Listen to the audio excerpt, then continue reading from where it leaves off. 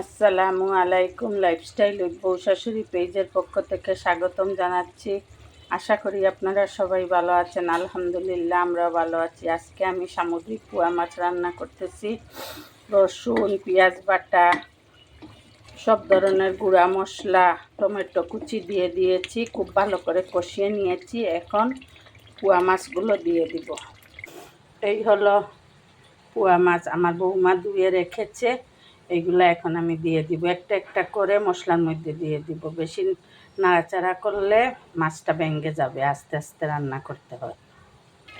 মাছ আমি দিয়ে দিয়েছি, এখন আস্তে আস্তে হতে থাকবে।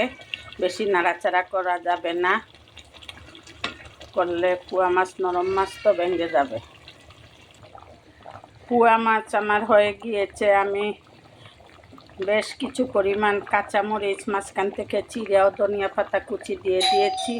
আর একটু চুলায় রাখবো, তারপরে নামিয়ে নিব। লাইফস্টাইল উইথ বউ শাশুড়ির পাশে থাকবেন, আমাদের জন্য দোয়া করবেন। যদি ইউটিউব চ্যানেল থেকে ভিডিওটি দেখে থাকেন তাহলে প্লিজ সাবস্ক্রাইব করে নেবেন এবং লাইক কমেন্ট ও শেয়ার করবেন। আর যদি ফেসবুক পেজ থেকে দেখে থাকেন তাহলে ফলো দিয়ে আমাদের পাশে থাকবেন। আপনারা যদি উৎসাহ না দেন তাহলে আমরা কেমনে এগিয়ে যাব।